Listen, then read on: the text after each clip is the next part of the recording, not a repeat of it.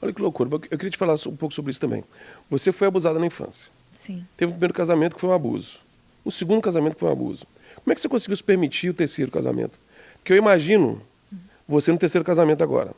Aí você pensa assim, cara, se o cara começa a aprontar, graças a Deus te deu um cara bacana. Mas imagina se começa a aprontar, já pensa assim, ai meu Deus do céu. Se eu Alex, falar... foi muito Porque eu difícil. imagino isso, a sociedade não quer saber. Foi muito difícil. Não, o terceiro casamento, tá em crise, o problema é ela. Foi muito difícil. Como é que foi você se permitir? Eu falo porque às vezes tem alguém que está assistindo que não quer recomeçar, né? Com certeza. Primeiro que eu não tinha quase namorado e eu tive 2 casamentos que duraram 2 anos. Então, assim, eu não tive um casamento Isso já está de 10 7. anos. Isso já está 7 anos. Já, 7 anos, graças a Deus. Deus. Passei dos 2 anos. Deus é pai. Deus é pai. Deus é pai. Ai, Deus, eu digo que hoje eu dou risada, mas assim, Não, com certeza. é uma área Meu Deus. muito difícil mesmo. O primeiro podcast, eu sei que a Karina vai vir aqui, o primeiro podcast que eu fiz, que eu abri minha vida sentimental, foi com ela. Era uma área assim que eu tinha muita dificuldade para falar, muito bloqueio. Eu gaguejava, eu morria de vergonha. Mas por quê? Porque só quem já passou consegue entender. Talvez Deus tenha me dado essa transparência para poder dar coragem para outras pessoas que se sentem inferiores porque passaram por histórias que outros não passaram. Eu acho que a igreja também alimentou muito essa necessidade do estereótipo de perfeição, sabe?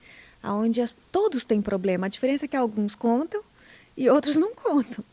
Mas a gente que trabalha com aconselhamento, a gente que trabalha, inclusive, ajudando pastores, a gente sabe que as histórias de dentro de casa, da porta para dentro, são dificílimas e são terríveis. A diferença é que tem gente que vai buscar a cura, vai buscar ajuda, se humilha, sabe? Recomeça, reconstrói, fala sobre isso até para poder se humanizar mais. Eu gosto do líder que se humaniza, fala, olha, eu sou igual a vocês, Sim. eu sangro igual a vocês, eu passei por situações. Nenhuma mulher gosta de dizer que foi traída, nenhuma mulher gosta de dizer que casou com um homossexual que saía com outros homens, Sim. nenhuma mulher gosta de falar que o filho passou por um abuso sexual. Você acha que a mãe, ela não fica pensando, como que eu não vi isso, como que eu não vi isso, como que eu não vi isso? Nossa, ainda tem isso.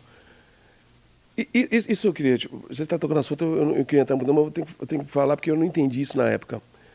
Quando você denunciou o seu ex-marido de estar abusando do seu filho, as pessoas foram para cima de você com uma raiva com relação à exposição do filho. Cara, pensa numa mulher que tem um marido que é padrasto do filho e ela descobre que esse filho está sendo abusado.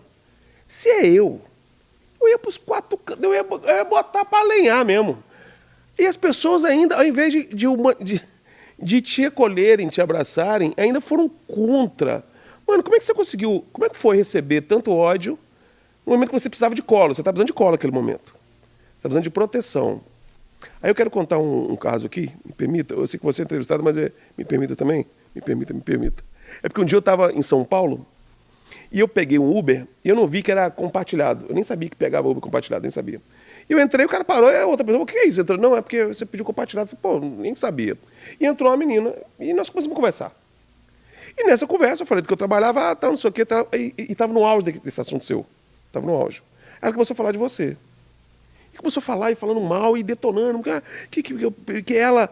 Só que ela falou, porque eu escutava ela todo dia. Ela me abençoou tantas vezes, e começou a falar o tanto que você foi benção na vida dela. Mas agora que ela fez isso, ela acabou, que não sei o quê. Eu falei, menina, pensa um pouquinho no que você está falando. Você está dizendo que uma pessoa que te tirou, ela contando que você tirou ela de grandes aflições, de grandes depressões, foi assim, uma pessoa que te curou, que foi bênção numa situação que você está julgando. Não quer dizer que ela está errada. Dentro dos seus valores, dentro do que você ouviu na mídia, para você ela está errada. E tudo aquilo que ela serviu para te abençoar não serviu de nada. Caiu tudo por causa disso. Ela ouviu que você tem razão. Cara, inclusive pessoas que você abençoou. Muito. Muito esquisito isso, né? Muito. Mas eu acredito que os dois extremos, eles muitas vezes caminham juntos, né? Algumas pessoas, elas criam uma admiração que ultrapassa o normal e vira uma idolatria. E sempre que você cria um ídolo, na verdade, o seu desejo é poder controlar o seu ídolo. E quando esse ídolo sai um pouco daquilo que você esperava, do amor platônico, isso vira um ódio, e isso é muito comum. Quem já teve vida pública ou trabalha com arte está acostumado a lidar com pessoas assim. Sim.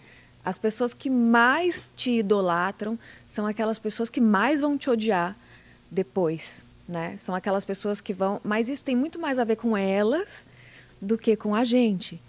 E por mais que a gente tente não ficar nesse lugar de idolatria, isso tem muito a ver com a carência, com a necessidade de referência, com a transferência que elas fazem para a gente. E, infelizmente, eu passei muito por isso e foi muito triste. Mas, de outra forma, Deus usou isso para me curar muito, porque eu era muito preocupada com o que as pessoas pensavam de mim. Sim. Eu era muito preocupada se eu ia desagradar.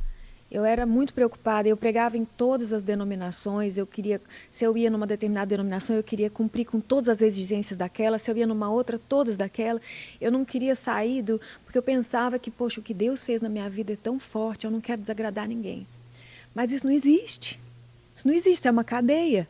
Então, eu acho que, assim, Deus, ele sabe que a gente vai precisar passar por determinadas situações para a gente se desconstruir. E apesar de ter sido terrível, e eu até ter dito, Senhor, por que o Senhor permitiu isso, né?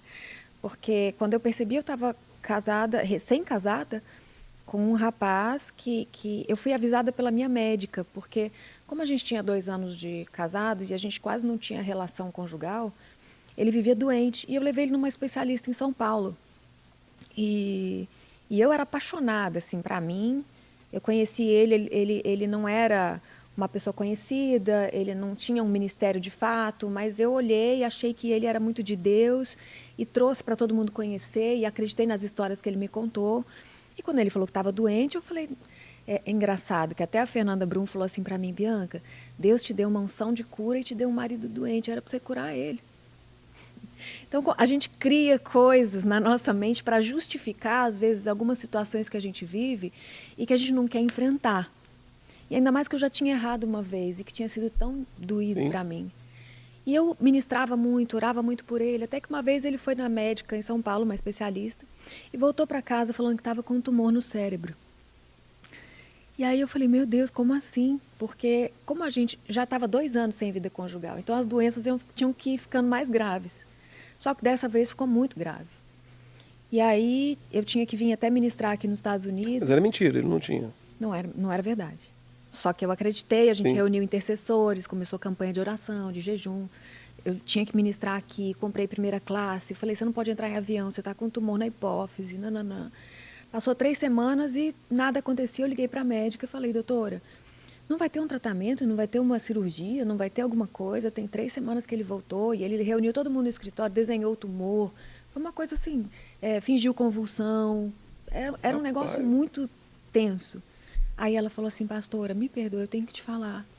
Ele veio aqui, mas ele não tem nada. Eu falei para ele que ele não tem nada. Eu não estou entendendo isso que ele contou para vocês. E eu tenho que te falar mais uma coisa que ninguém vai te falar. Ele está camuflando uma homossexualidade. É muito grave o que está acontecendo. E eu preciso te falar. Aí o dia que ela falou isso, assim, eu já tinha algumas... Assim, eu estava achando que podia ter alguma coisa, sabe? No casamento eu perguntava muito.